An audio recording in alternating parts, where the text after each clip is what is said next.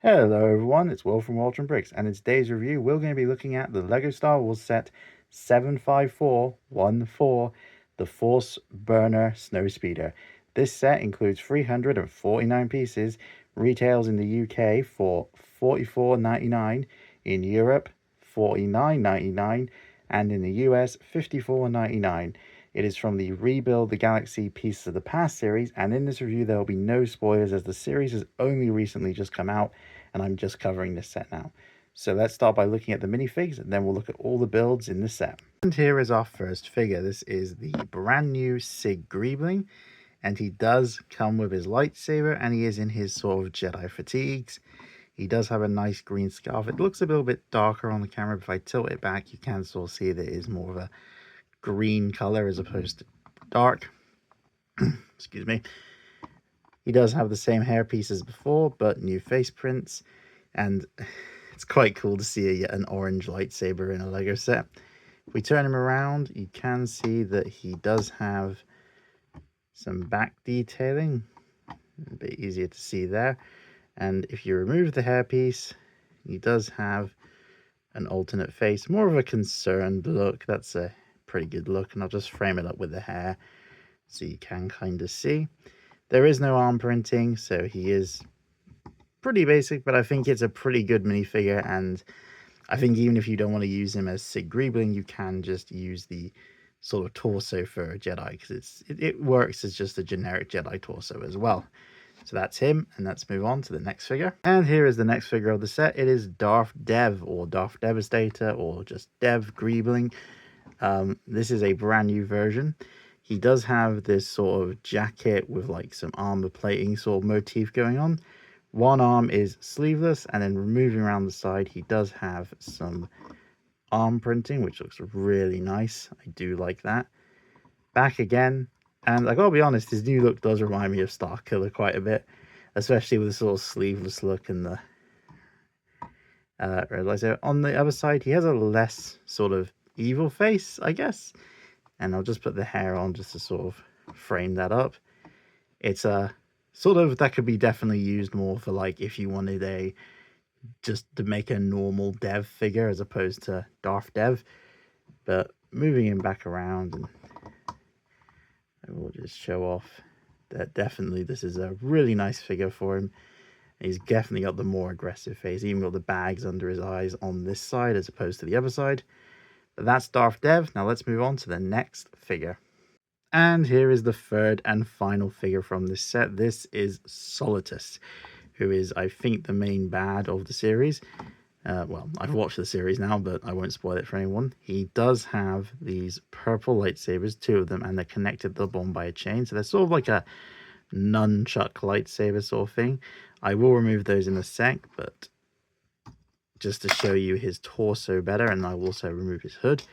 He has a very nice torso. It's actually a the main body is molded in a sort of gunmetal gray, so it's a little bit darker, but it's got some shine to it.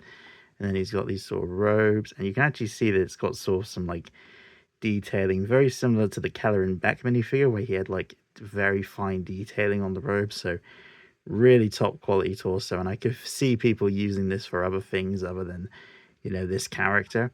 But removing the hood, he is a Duros, and he has some scarring, which looks really cool.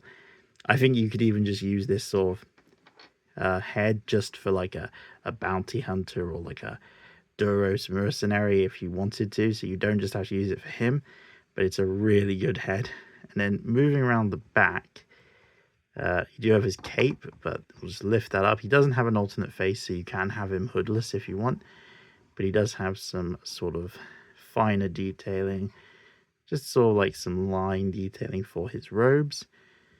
And he is a pretty cool figure, and probably my favorite figure out of this set, so definitely one that I'm glad to have in my collection. And I know he's a different species, but when he has the hood on and you can just sort of see the outline of his sort of face, he really reminds me of like that one scene in The Acolyte with Plagueis. So definitely glad to have this guy in my collection, and he's a brilliant minifigure.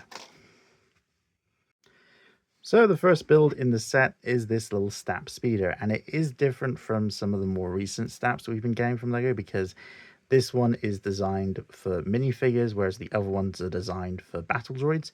So you can see you've got this handlebar piece at the back, and if we just take our Solitus minifigure, you make sure his hands are in this position. You can sort of clip him in. It's a bit difficult, but he can, oops, he's had a few pints, but he can stand up, and it is on a clear stand, so you can sort of have it like that. But as you can see, you can swoop around on that, you know, and fly around. And I didn't try this, but hang on, let me just take him off again. It's a bit difficult to get the figure off the stab. Again, I don't want to damage him. There we go. If we take Soltus, can we have him with his lightsabers? And can we have him? Oh yeah, there's a look, you know, swooping around, you know, throwing your nunchuck lightsabers at people. Whoa, whoa, whoa. It's such a stupid gimmick, but I quite like it, and it's quite fun to mess around with. So we'll move on to the next build of the set.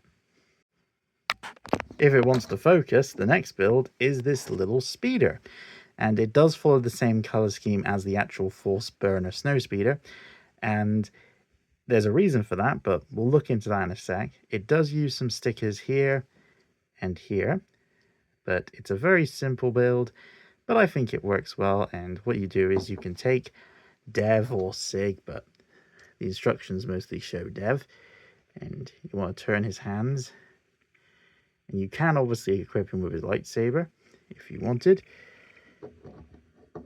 and we just put him on there like that. Clip his hands into place when he wants to hold on. There we go. We got one in. There we go. So he's in place. Now, if you're wondering, you can store his lightsaber back here if you want, but that clip actually serves another purpose, which we'll get onto in a second. And here we are, the main build of the set, the Force Burner Snowspeeder. Firstly, new cockpit piece. I had to look it up. The last time we got a Snowspeeder was actually 2019 for the 20th anniversary. So this is, you know, LEGO doesn't just remake Snowspeeders all the time. This one is the last one we've had in a while, but it is pretty unique. One thing I do find interesting is this element here, not molded in this exact color, but has been around for a long time. It's been around since the Star Wars theme began. And I think it was used on the original very first Snowspeeder, and it's been used on most of them since then. I think 2004 they didn't use it on that one. But onto this set mainly, it does have these nice fin pieces, which were a detail on LEGO's sort of own creation, the Sand Speeder. Back in 2018, I think they released that set.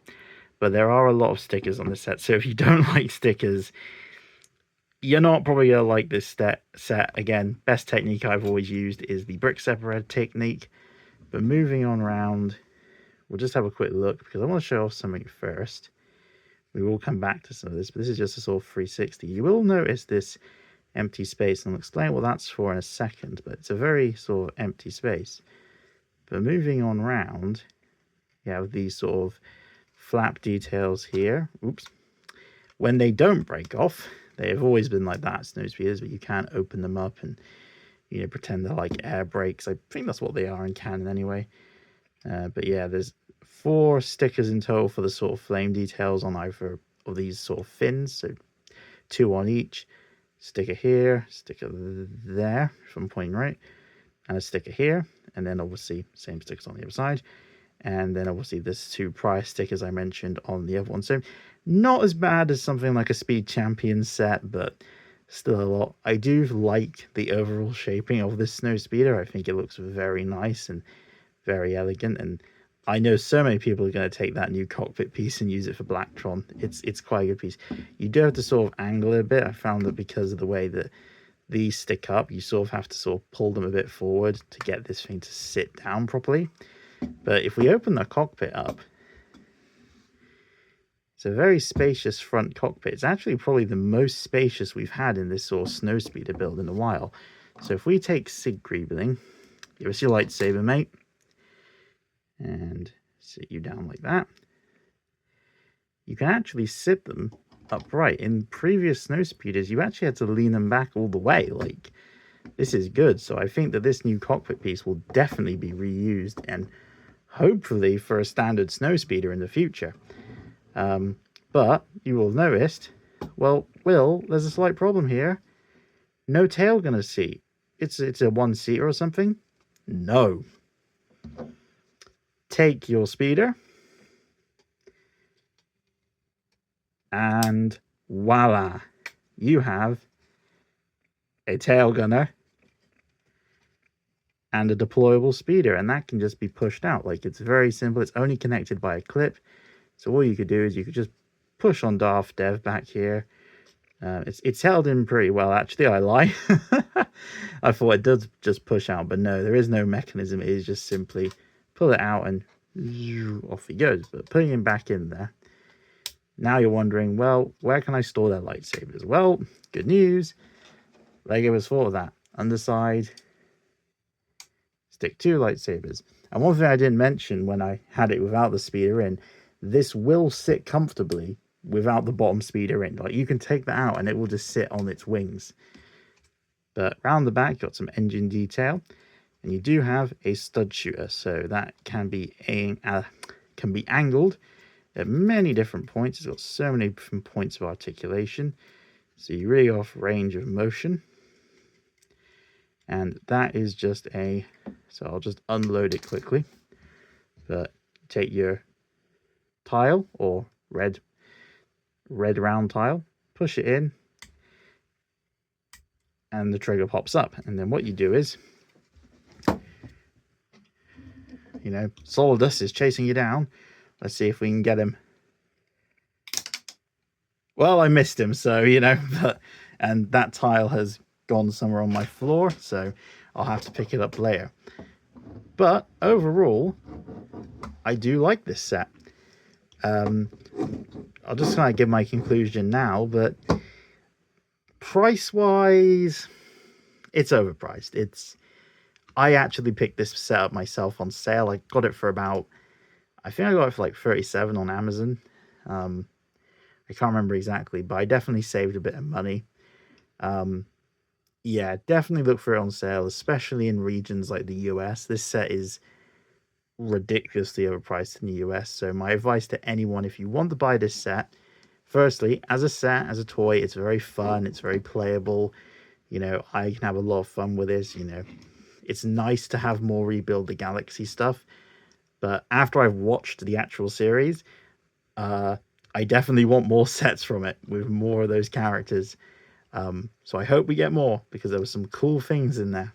So definitely hope we get more. But really nice set. But again, this is going to get away until sale from me. I don't see it being worth $44.99. 40 at a push, you know, in the UK. But for the Americans, I do feel bad for you guys. But that does it for this video. So I hope you've enjoyed, and I'll see you all in the next video.